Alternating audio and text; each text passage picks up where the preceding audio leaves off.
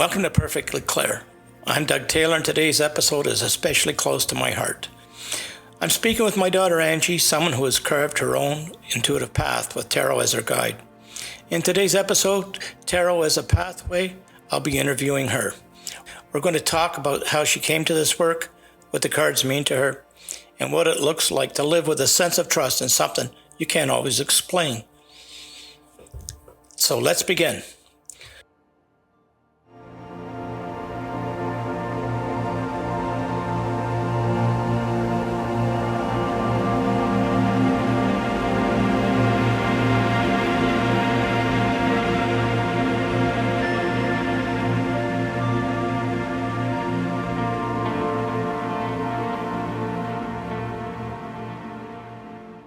So Angie, great having you here today. Thanks for having me, Dad. So we're going to start with some questions on your origin and sensitivity. How long have you known you had this ability or this connection? Well, pretty much my whole life. I remember my earliest time of cognizance around knowing that I had some sort of sensitivity or some sort of connection to something beyond the current world that we are in was probably as young as 3. But I know you and Mom tell stories of me being even younger than that.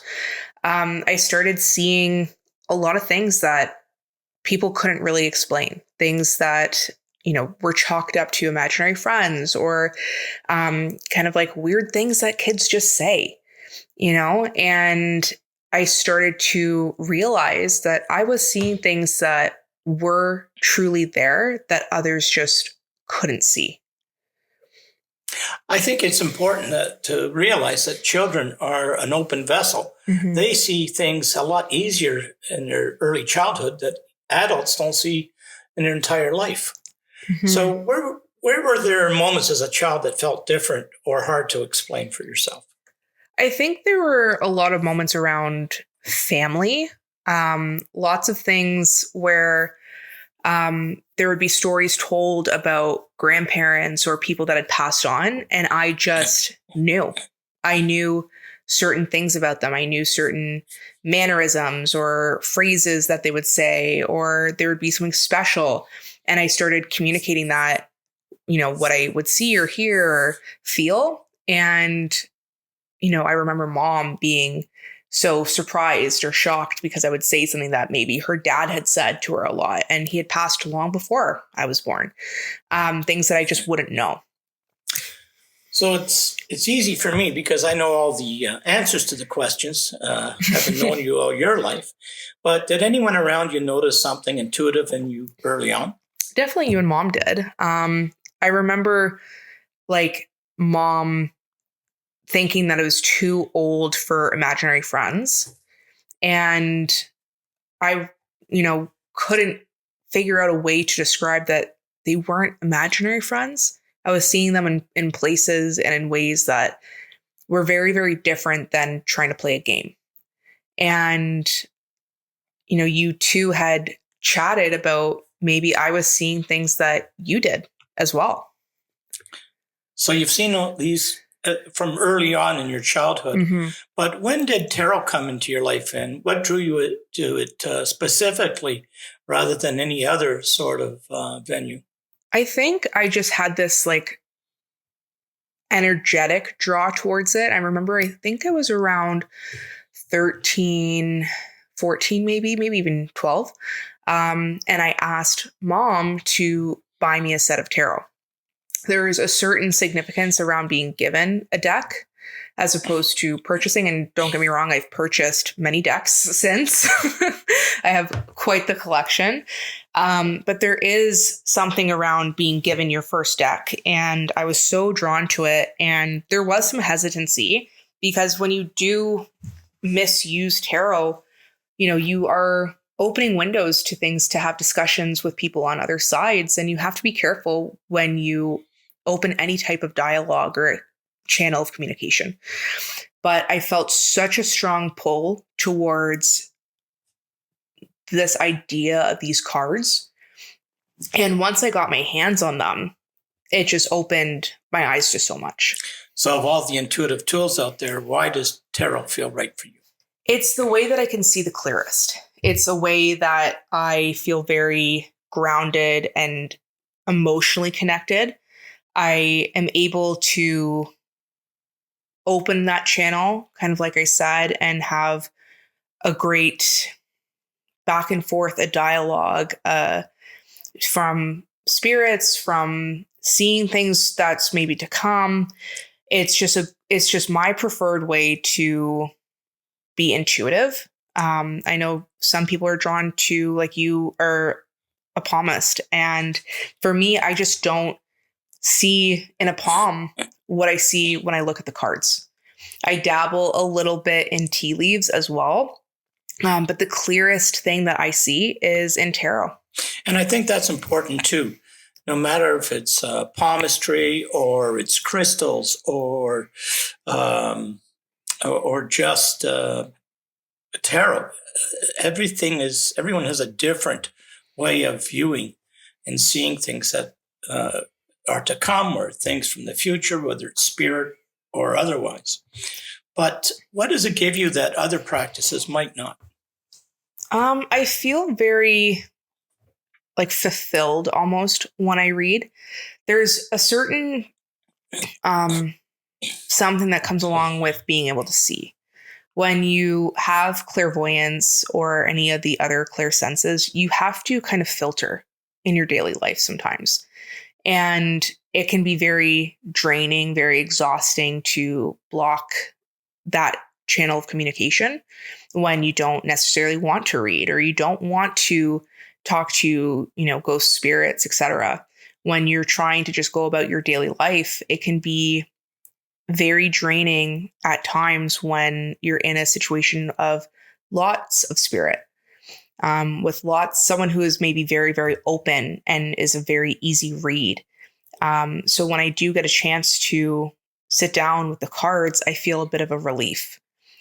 So you still use tarot now, personally, or with others?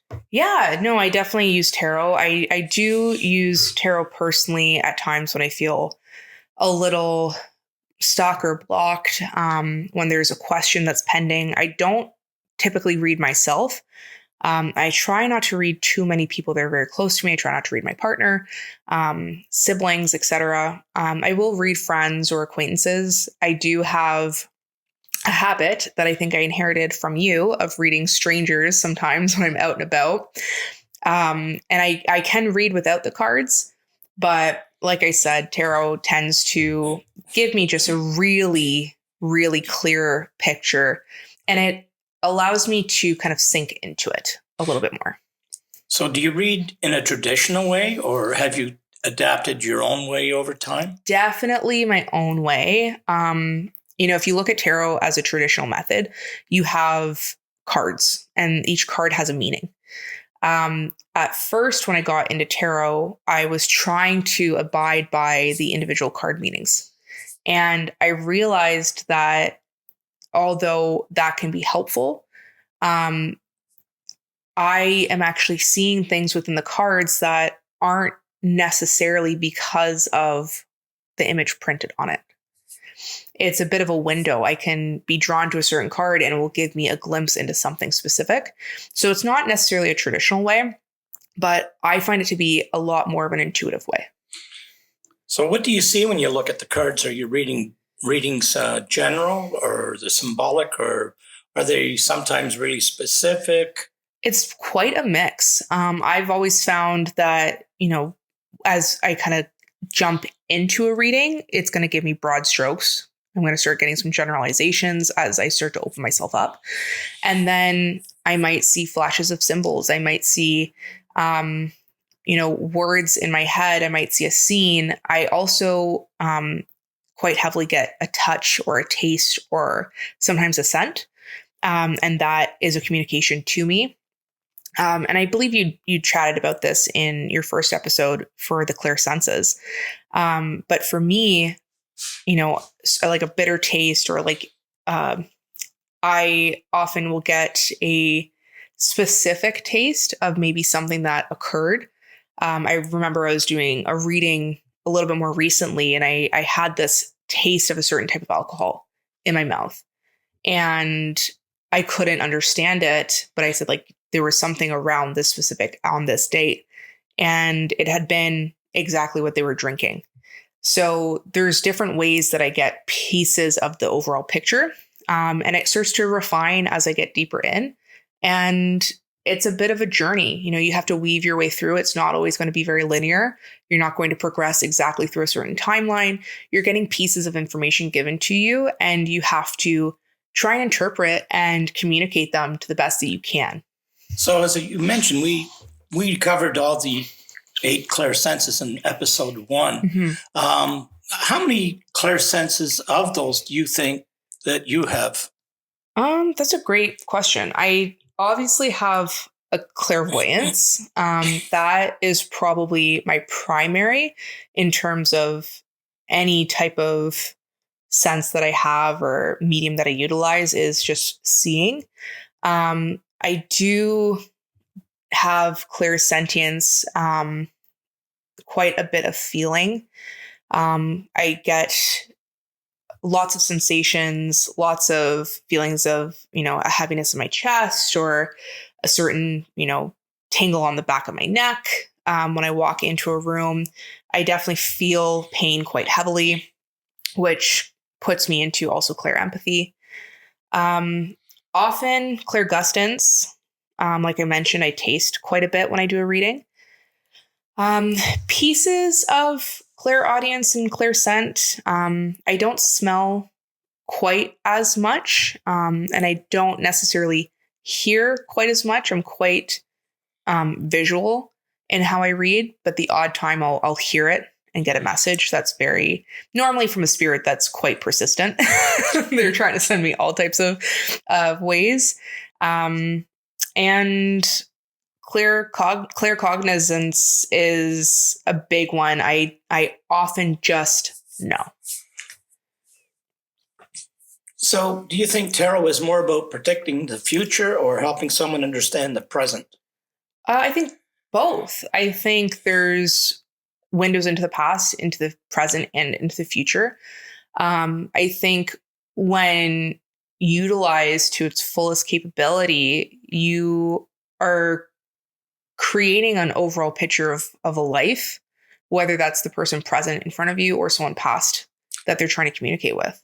So do you think there's a time, length of time an average reading goes, or is it based on the typical individual? It's very individualistic, but it can also be based off of my energy levels.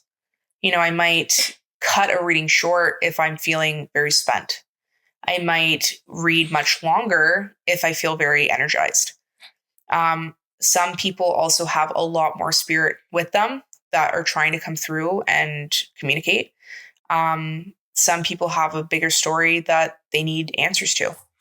So I guess this sort of alludes to my next question. What role does intention or energy play when you're reading? Huge, huge. Energy is everything. And I think that kind of crosses all boundaries of different methods and mediums that seers use. For me, if I'm feeling really run down, I don't want to read. I absolutely don't want to read. It's the last thing I want to do. It can be quite draining. If I'm feeling good and I get almost like a bit of an itch to read and to communicate, then I could read for a couple of hours or longer. It's very specific and it's very personal. And when you do readings, and I go through the same thing, how difficult is it to navigate emotional messages in a reading? Oh, that's probably the hardest part. Everyone wants to hear the good news. Yes, exactly. But they don't want the bad news. And you feel so like crappy sometimes when you read something. I've had instances of emotional or physical abuse with people that I'm reading. I've had instances of serious grief or recent passings of loved ones, lots of trauma. And, you're trying to give some validation or trying to provide some answers or insight. and you're seeing things that are so deeply personal and so difficult. It's quite hard. The best thing to do is to just be as, calm and empathetic as possible, and, censor where you need to censor to an extent. You don't need to always be as explicit or graphic as what you might be reading. And just the empathy and the understanding that you need to make sure you're putting first and foremost is very important. I know myself, when I see something that is upsetting, I always relate it to, I'm only the messenger. I'm only delivering a message from what I read. And I mentioned it earlier. And my first episode is, for me, it's like reading the news. But I don't like to read all the news necessarily. Yeah. And I don't always make it all about everything's a happy place to be in. It's far from that. But people do want information. They want to know if, especially if spirit is around them. And I know that you can see that. I know I see it, as well as other mediums. And I think that the big thing is that if you can build trust for the people that you're reading, that's the most important thing that they can gain from you as a medium. Absolutely. So, have you ever gone to a tarot reading as yourself as a client? I have. What was it like for you? I have. I've been to a couple of readings. I have also been to events where, there's maybe really tiny readings for each individual there, not necessarily expecting a reading to occur. And it's always interesting because typically when you meet someone who reads, they kind of know that you read. You get that sense, right? You get that energy. Yes, I've experienced something like that as well. And I've had that occur many times where they kind of give me the look. They're like, why are you here? But, you're going with a bunch of friends, or, it seems like a fun thing to do. So you want to kind of tag along. And I've had some readings. I've had good readings, and I've had not so accurate readings. Yes, yep, I'm sure. We all have different levels of capability. And I think some people, there is unfortunately a bit of a section of people that can give readers a bad rep, because maybe they aren't as in tuned, or they're making some jumps or some guesses. That's always going to be the case in any industry, in anything that you do. So my big question is, when you're being read, are you reading the person reading you? Sometimes. Yes. It's hard to block that out once you open up an energy. Once you're kind of opening yourself up to be read, things start to come through to you as well. The funny thing is, it becomes, who's the client? Yes, 100%. I let the listeners know that for years and years, tarot was not, no pun intended, my cup of tea. But I've started to open up more about it.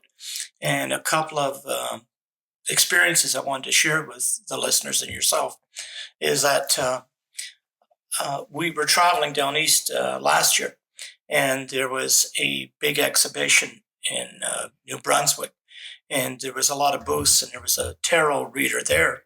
And I felt the need to go in and deliver a message to her. I didn't want a reading. I wasn't there to get a reading. It was just about delivering a message. And then again, that happened in the fall when I went and actually was drawn to a specific tarot reader. And again, she read me, and sure enough, I read her as well. So a couple of quick other questions here is following up is, did anything stand out in the experience that you had? Was it good or uncomfortable for you? When I was being read? Yes. I think the best thing that stood out was a level of connection. So I had a really good reading, and the person was doing a great job at tarot, and they did read a little bit more intuitively similar to me. They gave some background information on the card. But there was quite a bit of connection very clearly coming through for them through the cards. And it is really, it's always just so interesting to see someone read because everyone does it so differently. So how did that reading affect how you read for others today? Did it give you any insight? Yeah, it gave me a little bit because I so frequently don't rely on the image on the card. I rely on what I see on the card. And it gave me a little bit of insight to maybe explain a little bit more when I read, to give a little bit more validation. When I was younger, I wasn't used to doing actual readings. It tended to be, when I was really relaxed or if I'd had a couple of drinks where I couldn't block things out the same way that I normally would be able to, I would just start reading. And now I have had more experience, and from going to a reading or by actually doing the reading myself, I found that I have a little bit more cognizance around empathy, around being communicative, around explanation. Validation is so important. I think that a lot of people will just not necessarily understand what you're saying to them. So by trying to explain a little bit more, provide some additional reasoning or create a space where they can relax as well is very important. People are very nervous when they're getting read. I tend to agree with that. Some people are skeptical. Some people embrace it. Some people aren't sure. Mm-hmm. So there's a lot of things, of emotions through people that you are reading. Mm-hmm. And do you feel the clair senses come into play when you're reading? Do you ever just know something when the cards are down, or feel something beyond the symbols? Absolutely. I use tarot as an additional avenue. I primarily rely on just clairvoyance or claircognizance or, a few of the other senses. I feel all of the things when I'm reading. I'm very open when I'm fully set with my tarot laid out, my deck is cut, I'm ready to go. But on the day-to-day life, I could be out for dinner with my partner and I'll just have something come to me because someone next to me is a bit of an easy read, or a group of spirit has come in the door with someone who's walked in. So I don't necessarily rely on the cards for all of my readings. It's more of that great way to really fully tune in and connect in a more deeper way. So what would you say to someone who's drawn to tarot, but they're afraid to pick up a deck? And what's a simple way for someone to begin? Pick it up. Get a deck. Just explore the cards, explore how they feel in your hand. Every deck is different, and there's a lot around tarot. There's, people get very into this, and you don't have to be, knowing all the ins and outs with it. You can read by feel. You can read based on intuition. You can read based on your senses. And you can explore a deck without needing to know exactly what each card means and without needing to know exactly how that would relate necessarily. You can relax, meditate, ground yourself, be in a very safe space, and, explore different formats of laying out a deck, explore what it feels like to flip a card, feel what comes through when you flip that card, and just don't be nervous. So you've tried tarot. Have you tried, you mentioned dabbling in some tea leaves, but other than those two, is there anything else that you are either interested in or drawn to? I love crystals. I would love to sit down and explore that even deeper. I think crystals are so incredible in general in terms of their healing capabilities, in terms of their energy capabilities. It's a very, very big kind of thing to take on. But it's something that very much interests me. Palmistry has always been so incredible to me, but I just don't see in a palm. I don't see what you see. I definitely love working with like pieces of like items. I love like holding a watch or holding on to something that maybe belonged to someone. That gives me so much energy. And I know a lot of seers utilize that specifically to open that channel. So I would always be open to exploring new avenues. You mentioned crystals, and it's a great segue to one of our future episodes where we have a proprietor of a crystal shop come in and tell us all about the things in her shop that connect mediums and people in general to a lot of energies. It means a great deal to share this space with my daughter and to hear how she's made tarot her own.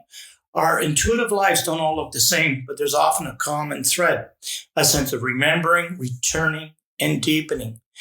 It means a great deal to share this space with my daughter. And Angie, thank you so much for coming in today. Of course. Thanks for having me, Dad. If you've been curious about tarot today, I hope today did give you permission to explore it quietly, slowly, or in whatever way feels true to you. Thank you for listening to Perfectly Clair. Until next time, trust what you feel.